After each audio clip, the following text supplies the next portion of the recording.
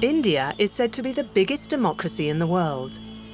A silent power in search of the strong person who will give it its rightful place and achieve harmony between its tradition and modernity.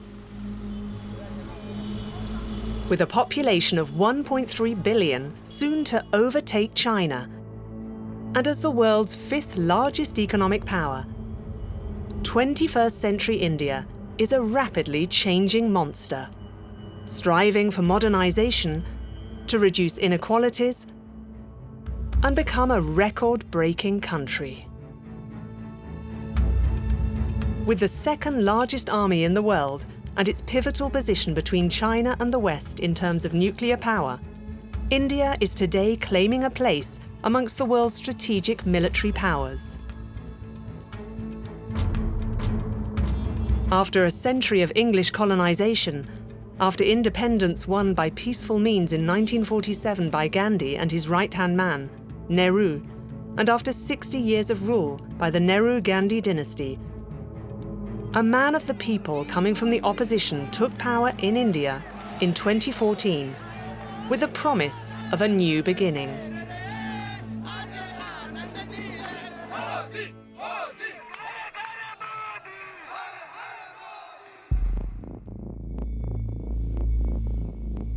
Narendra Modi, a right-wing nationalist, is the new strongman of India and the planet, the third most followed politician in the world on Twitter.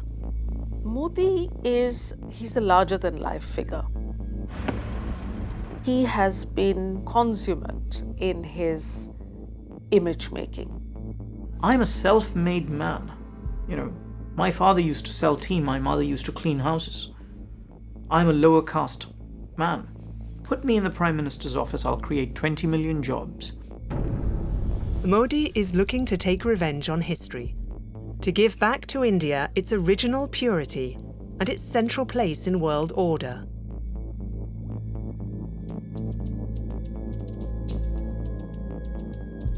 India is going to reclaim her history from its glory days when there were no Muslims, when there were no British, we were all Hindu and we were glorious.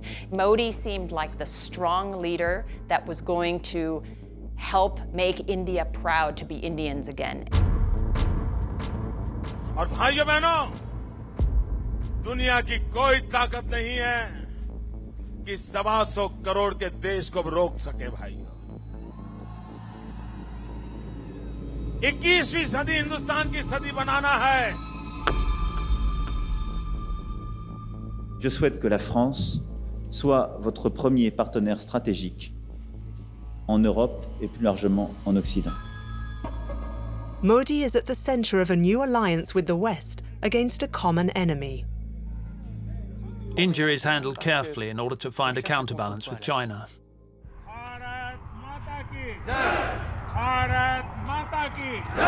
For a long time, we saw India as an impoverished nation, a place where the West sent aid, the place of Mahatma Gandhi, where you learned how to do yoga, a spiritual place. But it's actually much more than that. It's developed in the last decade into one of the world's superpowers. He called himself a chowkidar, and the word means a gatekeeper, a protector, a guardian. He is a person of tremendous energy, perhaps the best orator in Hindi that the country has seen in living memory. But when you look at the message and the values that he stands for, they're frightening. Never before was India so powerful on the international stage. Never before was India so nationalistic and authoritarian in its interior politics. Who is Narendra Modi? This is the story of a turning point for India and the world.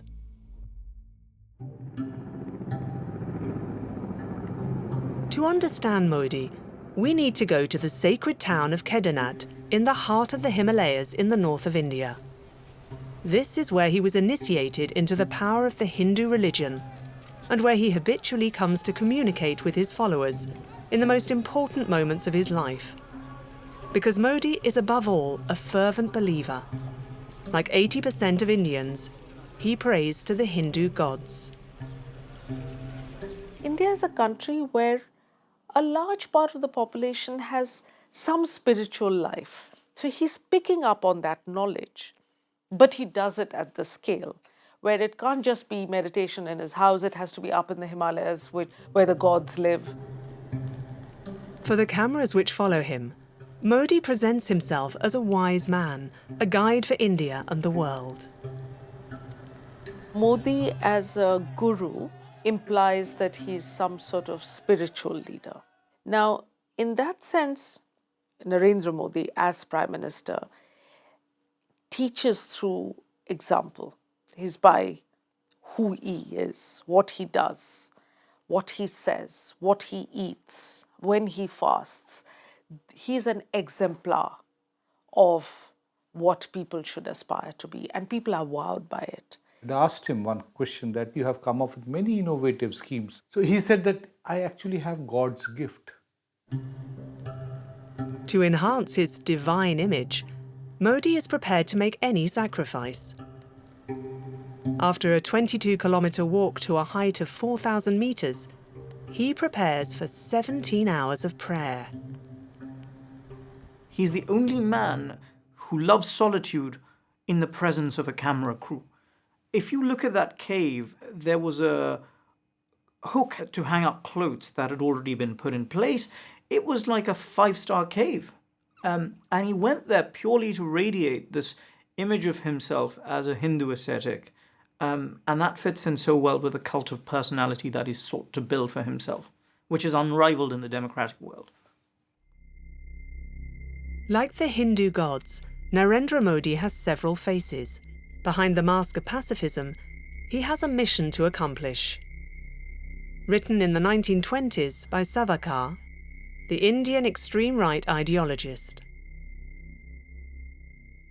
Savarkar developed an ideology that was born at the same time as the fascist and Nazi ideologies in the 1920s. Savarkar was inspired by Mussolini. And what did Savarkar wrote in his book? He said that for a Muslim, for a Christian, India is not a holy land or a fatherland.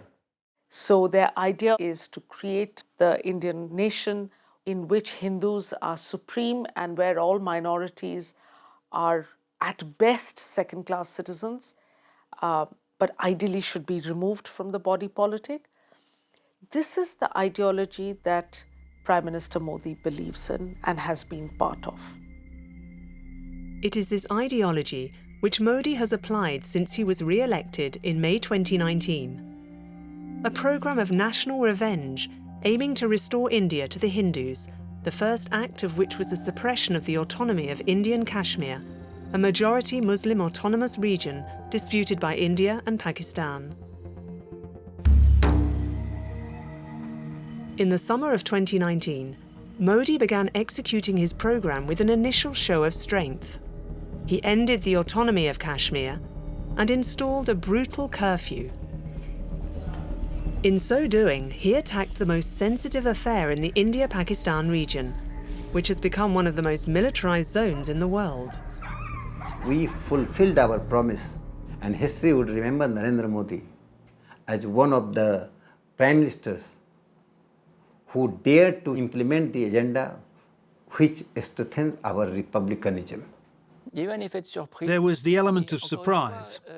But once again, the populists who go out of their way to wrong foot those who still believe in playing by the rules are quite adept at this.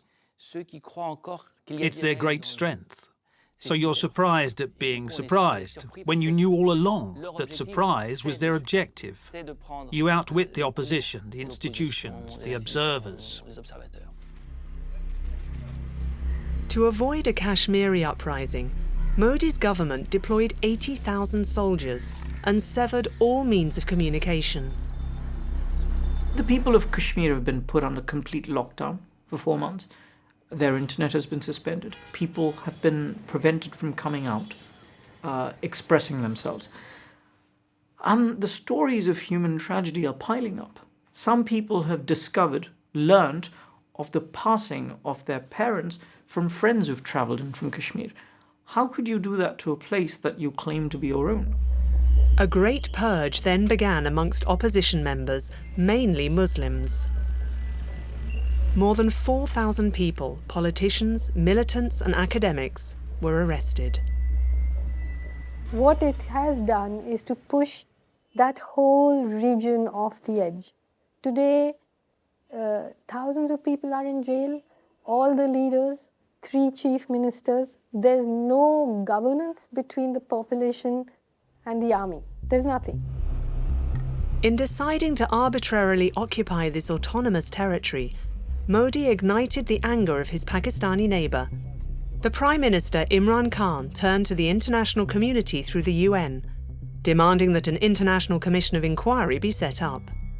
And number one action must be that India must lift this inhuman curfew, which has lasted for 55 days. It must free all political prisoners, and especially those 13,000 boys that have been picked up. You were supposed to stop this happening. The international community remained silent. It had other ideas concerning Modi's India. In August 2019, at the height of the Kashmir crisis, a G7 summit of world leaders, organised by France in Biarritz, rolled out the red carpet for the Indian leader, who it was hoping to include in its intimate circle. It was an opportunity for Modi to reinforce his image as a pacifist, which he cultivated internationally, along with his hug diplomacy. When Modi is abroad, he plays Gandhi too. He says he loves peace, he believes in protecting the environment. You know, he says the most important thing to me is democracy. Modi had made it clear before his arrival that he refused to discuss Kashmir. So during the press conference, the American president replied for him.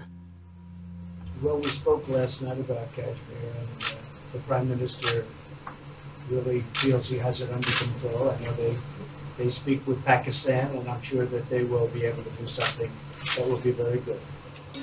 He actually speaks very good English, we just don't want to talk about it. The group of 7 world superpowers was urgently seeking to counter China's growing strength, and to this end, sought to create strong bonds with Modi, who could serve as a precious ally.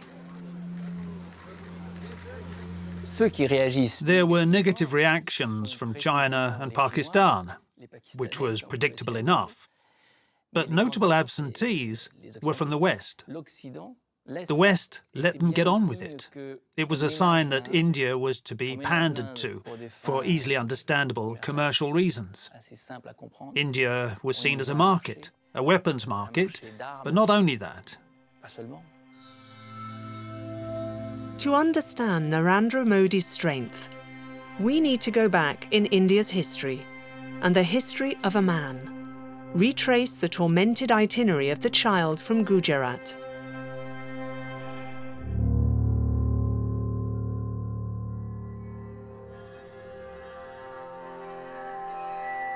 Narendra Modi was born in Vagnagar in the state of Gujarat in 1950. He was born into an India recently freed from British colonisation, thanks to 2 historic figures, Mahatma Gandhi and Nehru, his right-hand man. An India trying to reconquer its history, culture and identity after centuries of invasion and occupation. Modi was the 3rd of 6 children. His parents, from a modest caste, ran a grocery business. While still very young, Narendra worked with his father. As a boy, I sold tea on trains. My mother did housework for others. I've seen poverty close up. It was even the first source of inspiration in my life. That's why I decided to live not for myself, but for others. Legend has it that his father, who came from an oil presser caste, ran a tea stall on the platform of the local railway station, at which he himself served tea as a child. That's very important in the legend of Narendra Modi, because it means he is a self-made man. He managed to raise himself up, is therefore of the people and against the elites. Like most of the youngsters from his village, Narendra Modi received training from volunteers of the paramilitary Hindu nationalist organisation. The RSS, as it was called, took inspiration from European fascist movements and was created in 1925 under British colonisation to teach Hindus to assert and free themselves from foreign influences. Modi would get up at dawn every morning to strengthen his body and listen to patriotic speeches.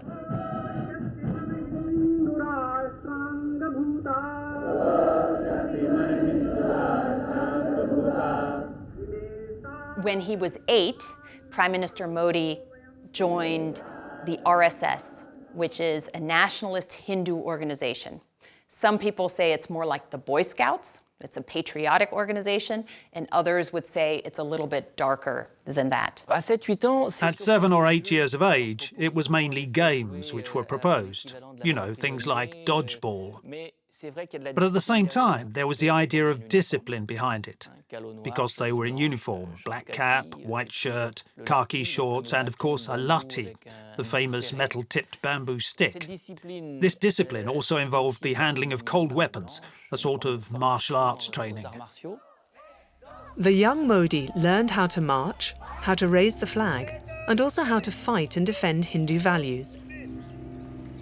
Because for the nationalist paramilitary RSS, after the British occupation, the new enemy to be overthrown was the party in power, the Nehru-Gandhi Congress Party, considered too close to the former British colonialists and which had made the mistake of accepting the partition of the so-called British India into India and Pakistan. There were also indoctrination sessions, where the history of India was told, from the Golden Hindu Age, where Hindus were presented as being clearly the oldest people on earth. This idea became predominant as he grew up, and he would end up seeing the members of this organisation as ideologists. Those who weren't ideologists left, and those who remained became ideologists. And that was his case. He devoted himself to the organisation. Modi was more attracted by the teachings of the Hindu nationalist paramilitary than by school, where he stood up to his teachers and forged his character.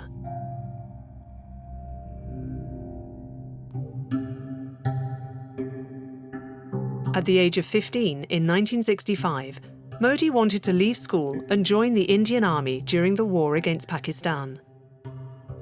But his parents had other things in mind for him: an arranged marriage with a young girl of the same caste. He was married off as a child.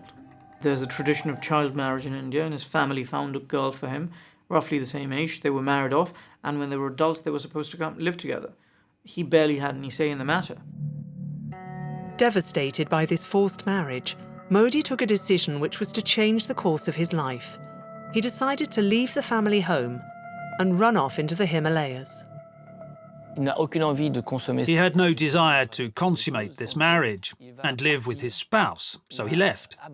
He abandoned his wife and set off on a spiritual quest, as he put it. He first went to Bengal, he crossed India from west to east, and then says he went into the Himalayas, where he lived as a hermit, an ascetic. 2 mysterious years went by, during which Modi notably met up with Hindu fundamentalists. He lived in the ashrams of sadhu monks, ascetics who had renounced the material lifestyle and questioned superficial Western culture. Modi was captivated by the purity of the Hindu religion. I walked a lot in the Himalayas. I went to the ashram of Vivekananda in Almora. I turned towards spirituality, but at the same time, I was influenced by patriotism. It was a mixture. Impossible to separate the two.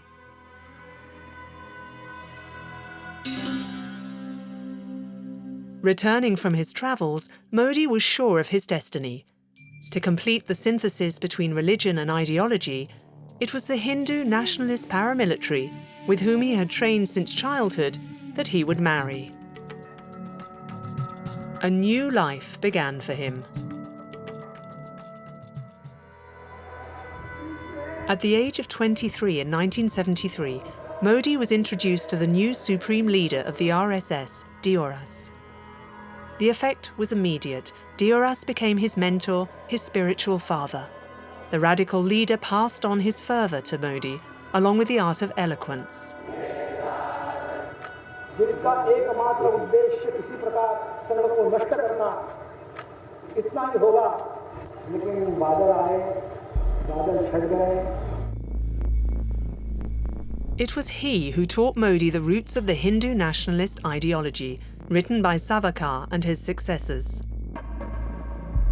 An ideology of revenge born from the wounds of Indian history, with British colonisation and before that the invasions of Muslims that ravaged and occupied India between the 10th and 15th centuries. Hindu nationalism is a belated response to a phenomenon that has plagued India for a millennium, which is invasions by Islamic armies from Central Asia. So for 1 millennium, India was very repeatedly vandalized, plundered by armies that came in from across the western border. A great deal of heritage of India was destroyed during those raids, and a number of Hindus were massacred and forcibly converted to Islam. Several hundred years later, in the 19th century, India was submitted to new violence and humiliation with British colonisation. You know, though, imperialism was the biggest curse on human civilization. Whether it was British imperialism or Portuguese imperialism, that enslaved the people. That was basically based on the premise that certain people are superior. In the name of civilizing mission, they exploited the resources and human beings. They changed your language, they imposed religion, and they degraded the indigenous people as backward, not civilized. They destroyed our own thinking. Since India's independence in 1947, nationalists had dreams of taking their revenge by constructing a purely Hindu state on the sacred land of India's origins. It is a very powerful message to send out to your supporters saying India is going to reclaim her history from its glory days when there were no Muslims, when there were no British, we were all Hindu and we were glorious. We had the best science, we had the best religion, we had all the knowledge the world needed. And we are going to reclaim that past. Instructed by the greatest ideologists, Narendra Modi had now perfectly mastered the Hindu nationalist rhetoric. He could now begin to affirm his political ambitions. Modi became the go-to person in the Hindu party in New Delhi. From national secretary to spokesperson, he was increasingly in the media spotlight, ready for nationwide recognition. In 2002, at the height of the legislative election campaign, the party sent Modi to Gujarat, the state of his birth, to replace the weakened incumbent. At the age of 51, having spent 30 years in the shadow of his mentors, Modi decided to embrace the challenge. This time, he would need to orchestrate his own campaign. But hardly had he arrived when a tragic event shook his programme. While travelling to celebrate the 10th anniversary of the destruction of the mosque in Ayodhya, 58 Hindu fundamentalists, men, women and children, perished in a fire aboard their train, which had stopped in a majority Muslim town. Hindus immediately accused Muslims of having set the train alight. Modi arrived to pay homage to the faithful. Nobody is very clear about who lit that fire and how it happened. And then Modi just came to the front. You know, he ordered the burnt bodies to be brought to Ahmedabad and put on display for people to sort of express their grief. The following day, violence broke out against the Muslim community, considered responsible for the tragedy. Modi did not intervene. Violent riots spread across Gujarat. More than 2,000 people, mainly Muslims, fell victim to pogroms. What we know comes from the witness report of one of the police officers, Sanjeev Bhatt. who is currently in prison. He states that on or around the evening of the 27th of February, Narendra Modi summoned to his residence the head of the Gujarat government and the chiefs of police, telling them not to intervene for at least 3 days. Excellent work they have done. Within 72 hours, we were able to control such a violence. More than 500 people dead, most of them innocent civilians, and you're calling this excellent work? I'm not happy what happened, but what we have done, I'm happy. Mr. Modi realized that he suddenly discovered a gold mine, that out here was a hugely divisive state in society which could be harnessed politically. He decided to advance the elections. He realized that the riots and the division and the anti-Muslim sentiment which had been created in Gujarat because of that, he had an opportunity to harness a Hindu vote bank. And in December, elections were held, and Modi won an absolute majority, with more than 50% of the votes, which is exceptional in India.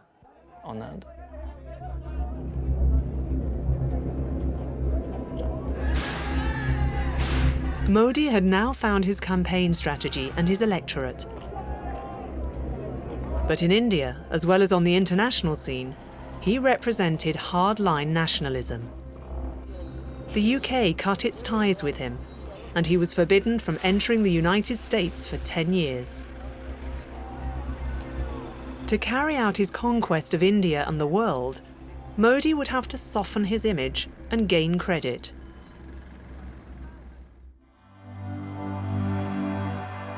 Modi was passionate about new technology which allowed him to establish a direct link with the people, such as holograms, which he was the first in the world to test. For the first time in world's political history, Shri Narendra Modi created yet another benchmark when he took stage to address his audience via 3D hologram projection.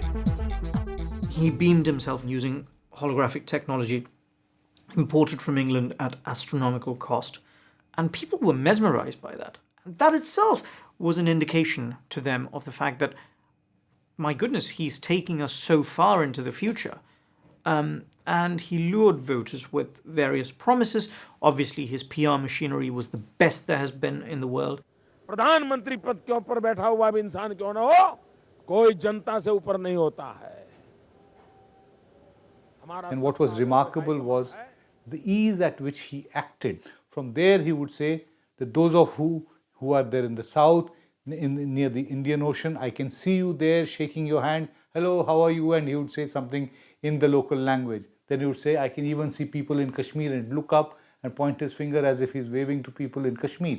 Such a brilliant performer, you know. I'm certain that Mr. Modi has taken acting lessons from someone.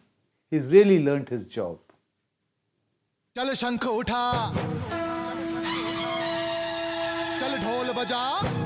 In 2014, during the electoral campaign for leadership of India, Modi became a pioneer of social media. To get around mass media which he found too critical, he was backed up by an army of trolls promoting his image on internet, a daily radio broadcast, and his own television channel on YouTube.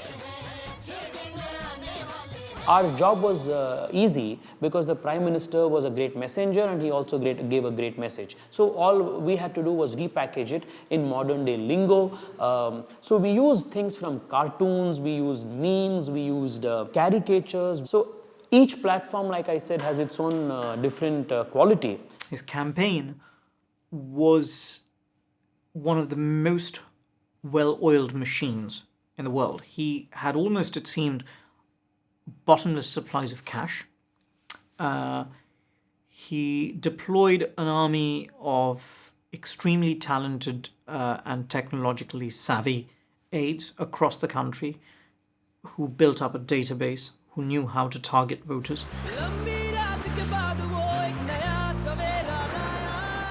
Modi replied to the expectations of the people by promising to fight against inequality, poverty and corruption. Above all, he broke party campaign codes by bringing his own image to the forefront. He's a strong leader, and so initially, very early on in his first campaign, he talked about his 56-inch chest that was strong and would, as a sign of his strength.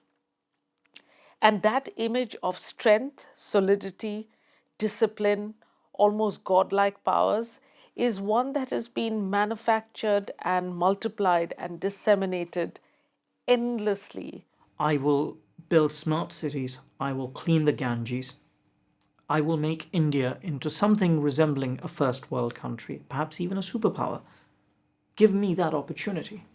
He is an ideologue, but most importantly, he is a narcissist. He loves to project himself. He believes in himself. He sees himself as an agent of destiny. This is a typical electoral campaign by Narendra Modi. It's about playing with emotions, with images, and avoiding all of what you might call the concrete aspects of public politics. He has no genuine interest in the economy, in finance. That's not what he's there for.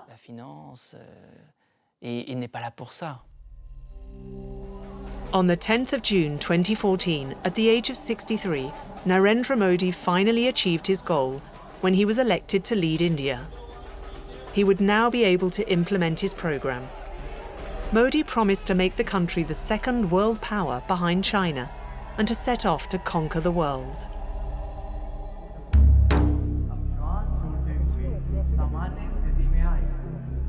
Modi made his first appearance on the world stage as a pacifist and spiritual leader on the 21st of June 2015. He had succeeded his first step in his quest to make India shine out across the world. An international yoga day to be held all over the planet each year on the 21st of June. अंतर्राष्ट्रीय योग दिवस से न सिर्फ एक दिवस मनाने का प्रारंभ हो रहा है, लेकिन शांति, सद्भावना, इस ऊंचाइयों को प्राप्त करने के लिए Leading 20,000 people in yoga is not about yoga, it's about spectacle, right? Yoga is not in its essence about contorting your body into exercise, right? So it's a very personal thing. It is not a drill, a mass drill that you see in totalitarian regimes. While in India, the Prime Minister's opponents denounced a costly communication exercise and the proselytizing of Hinduism, Modi made his mark abroad as the world's guru, with millions of faithful all around the planet united almost simultaneously in Berlin, Kabul, New York, Paris, Sydney. A hugely influential operation on an international scale. When he's abroad, especially in Western democracies, he likes to be seen as one of the group of democratic leaders bearing the burden of the world. Of course, there's a soft diplomacy aspect to it. When you do yoga, however you do it, whatever your way of practicing it, just remember that this is something we started off in India. And it just leaves you feeling happy about India. With this federal event, Modi had kept his promise of restoring national pride to the people of India. He also won back confidence from the West in record time and acquired a special place at the table of the superpowers.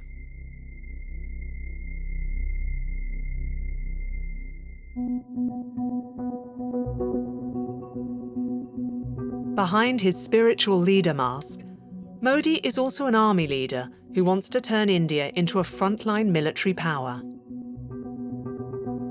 As soon as he arrived in power, he organised a great demonstration of strength by the Indian Navy to discourage his two historical enemy neighbours, Pakistan and China, but also in order to initiate negotiations with the Western superpowers prepared to support his military ambitions. Because since the hegemonic increase in strength of China, much attention was focused on India. A discreet alliance of the world's greatest superpowers was wooing Modi. the Indo-Pacific Alliance, created on the initiative of the Japanese and Americans, alongside Australians, to counter Chinese expansionism in the Pacific. The Indo-Pacific is where the future of the global system, the global economy will be written. It's India's near neighborhood. It's fundamental to Indian prosperity because so much of our trade depends on the waters of the Indian Ocean and the Pacific. It's fundamental to our security. Why should we care about India? It's a great question.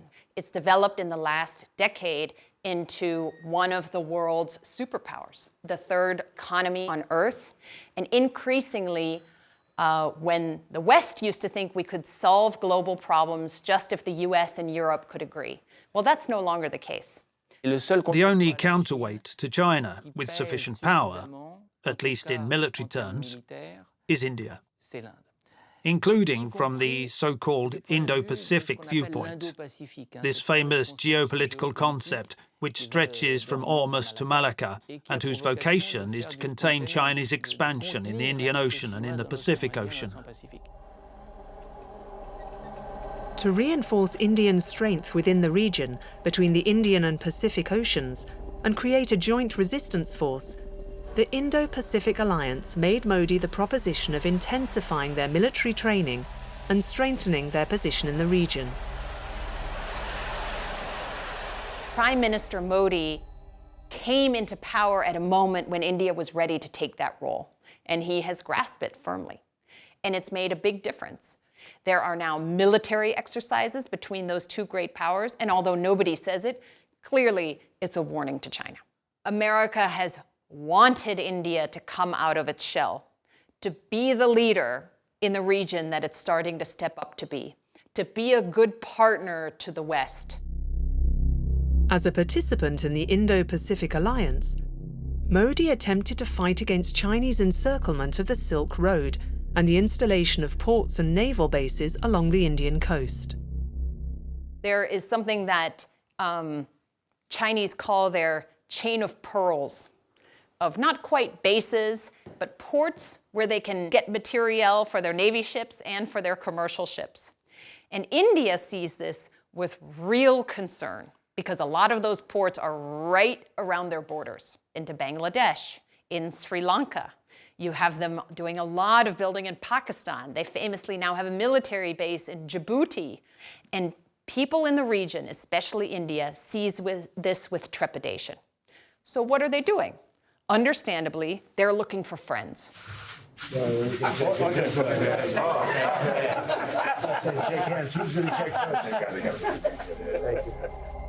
Modi therefore turned towards ports and military bases of the Americans, Japanese, and increasingly the French as a means of support in developing his own positions.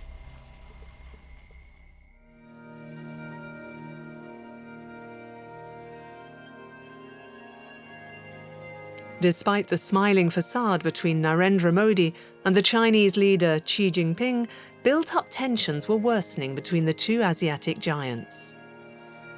The most important line of conflict was to be found at the summit of the Himalayas, at a height of 4,000 meters along their joint border, over some 3,380 kilometers. On the 16th of June 2020, Modi was visiting Ladakh, one of the most sensitive zones, claimed by both of the nuclear powers, where Indian and Chinese soldiers were face to face. A violent clash had just taken place, and for the first time since 1975, the Indian army had suffered 20 victims. Chinese figures were not released. Increasingly, you see what in the US we call a salami slicing strategy, where the Chinese will do their exercises and they'll come closer and closer to territory that the Indians think is clearly theirs. And this spring, you saw an extreme version of that in Ladakh. And just this week, we've had 20 Indians killed on that border. So it's a very dangerous situation, and it's really woken India up to the threat. Amongst the Indian soldiers who died in the skirmishes, there was a colonel, at least one high-ranking soldier. What's more, these confrontations were not with firearms, because under the terms of the protocol signed in 93 to 96, firing shots was forbidden. Consequently, the Chinese used cudgels wrapped in barbed wire, and the families retrieved the bodies in particularly harrowing conditions.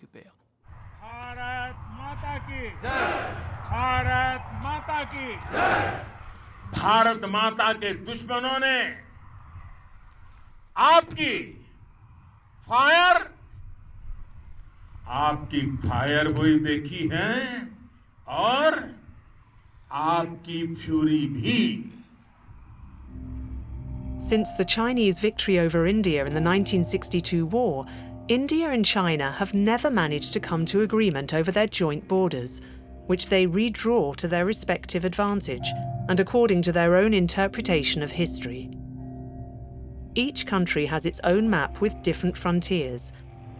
And since 1962, Chinese and Indian soldiers regularly accuse each other of incursions and step up their provocations within the disputed zones.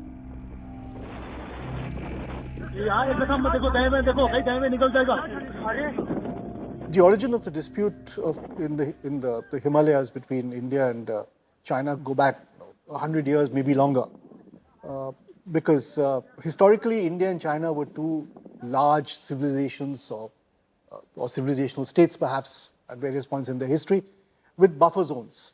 The buffer zones didn't always get defined to mutual satisfaction. We have one perception. They obviously have another perception. They are on territory that we see as Indian territory. These are major differences. It's not just a few kilometres in a couple of border zones.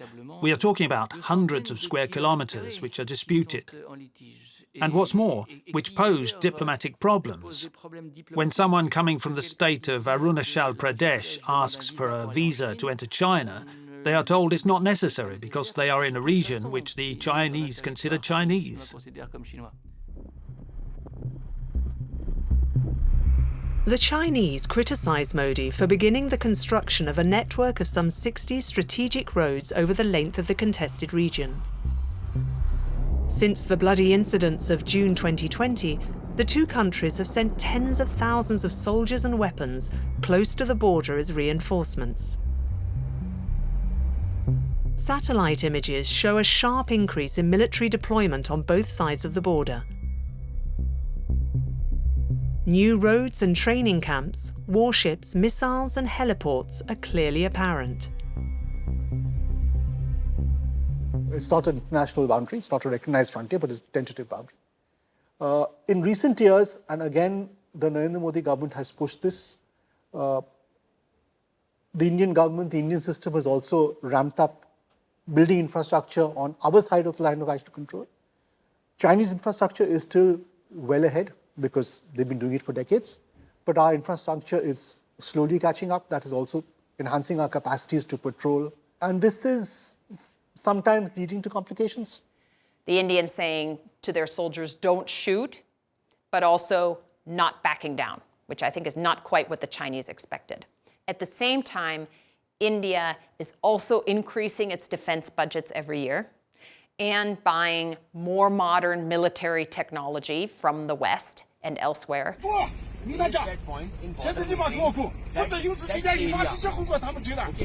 colonel just want to tell you one word. Yeah, okay. Tell the two commanders go back right now.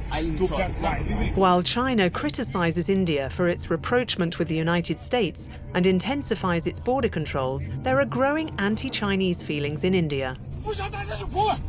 Narendra Modi has suspended some of the most popular Chinese applications, and his intelligence services accuse China of pirating his social media accounts.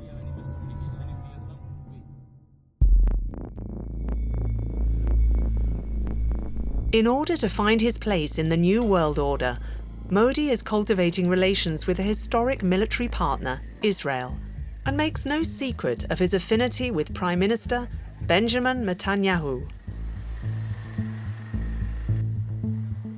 And whenever India found itself in trouble, be it against China, be it against Pakistan, Israelis gave covert support to India in the form of arms, India matters for Israel and Israel matters for India. Traditionally, many in India felt that you could pursue good relations with the Arab world or with the Israelis, but not with both. Prime Minister Modi believes that you could do both. Modi's visit to Israel was momentous for the simple reason that no other prime minister dared to do it for fear of upsetting Arab opinion. I think it was also, to some extent, a way of showing up his opposition in India, telling them that, you've been profiting from Israeli assistance for so long, but you've never had the guts to embrace Israel openly. Let me show you how it's done. As well as the military affinity, Modi shares a certain ideological affinity with the State of Israel. Hindu nationalists look to Israel as a model, as a country to admire, as a pole star. They see Israel surviving and thriving in a sea of hostility. It's surrounded by Arab Muslim countries that hate Israel, and yet Israel manages to survive. Not only survive, but prosper, and has never lost a war to them. And they've always wanted India to emulate the Israeli pluck in dealing with its own adversaries in Pakistan. Strengthened by new international respectability and his achievements, Narendra Modi is preparing to restore India's past glory and bring about his ideal of a Hindu state.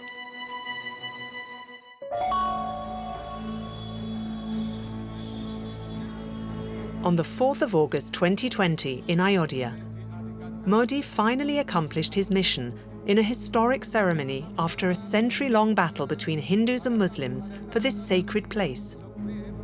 Modi laid the first stone of the temple which is to replace the mosque destroyed 28 years ago by Hindu fundamentalists. This is the second act of the nationalist revenge program which Modi is playing out, a symbol of the victory of Hinduism over Islam in India. For 60 years, we continued fighting because some groups wanted a temple, some groups wanted a masjid. There had to be a closure to this. How can you build new things without healing wounds of the past? With this historic victory, Narendra Modi brings to an end centuries of Hindu frustration and thereby responds to Babur, the founder of the Mughal Empire who built the mosque 500 years ago, probably after the destruction of a pre-existing Hindu temple. In India, we never really dealt with that past. And Ayodhya became a symbol of that unremembered past. People looked at the ruin, the mosque there, and they said, how did this mosque come to be? The local memory, there's a lot of local memory that says that there was a temple that stood on that site, which was raised by the founder, by one of the lieutenants of the founder of the Mughal Empire, and in its place a mosque was erected. Since Modi's coming to power, Hindu nationalists have undertaken the removal of traces of other cultures, in particular the heritage of Muslim invasions, to conserve only Hindu history. We see the promotion of Hinduism in history books, for example, which are rewritten in a way which magnifies Hindu antiquity. On the other hand, the Muslim invasions are demonized. They are depicted as victims of campaigns of discrimination, of segregation, with accusations of Hindu girls being seduced and married, then converted. There are accusations of the slaughtering of cows, highly sacred animals in Hinduism, when they were simply being led from the market to a farm. In the meantime, they were victims of violence or lynchings.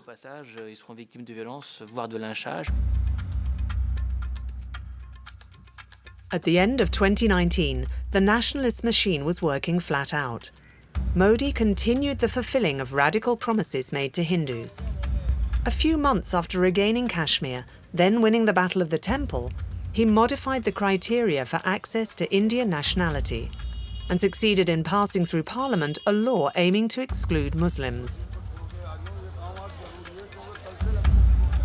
The Citizenship Amendment Act, this law which amends the access to citizenship, for the first time recognises religion as one of the criteria. Imagine you're a Muslim living in some part of India. Someone will knock on your door and say to you, prove that you're a citizen of India. How do you prove citizenship in India? Have you been to remote corners of India? People don't have food to eat. It is a horror show. With this law, which affirms the primacy of Hindus, Modi achieved the nationalist revenge program undertaken in 2014. But he also set off vast contestation demonstrations. Throughout India, people are taking action to support Muslims and demand the repeal of the law. The protesters who have gone up against Modi are not praising Pakistan, are not saying we want to destroy India, are not enemies of India as the Prime Minister would like to portray them. They are people, their song is the national anthem of India. Their standard is the Indian flag, and their holy book is the Indian Constitution. In the Muslim quarter of New Delhi, democratic demonstrations turn into violent riots between extremist Hindus and Muslims. In February 2020, these riots caused more than 50 deaths and hundreds of injured. Human rights activists, NGO workers, even politicians from the opposition have found themselves behind bars. It's not been easy to stand up and speak against this government. For the longest time, people wondered what a Hindu state would look like. It looks the way it currently does. Its economy has cratered. There is a calamitous joblessness crisis. Minorities are being told in so many ways that they cannot be full Indians, and parliament and autonomous institutions surrounding him have caved. This is pretty much what a Hindu nation looks like. India can sleep easily, and the human rights abuses which it has carried out on its territory haven't yet been put in question, at least not officially. In the world of diplomats, especially career diplomats, there is a lot of concern about this particular Hindu nationalist direction that the Prime Minister and his administration are taking. However, just concern behind the scenes doesn't change anyone's behavior. It needs to really come from the top levels. It needs to come from the state. It needs to come from the head of state in Germany, in France, in the UK, in the United States, hopefully as a united front.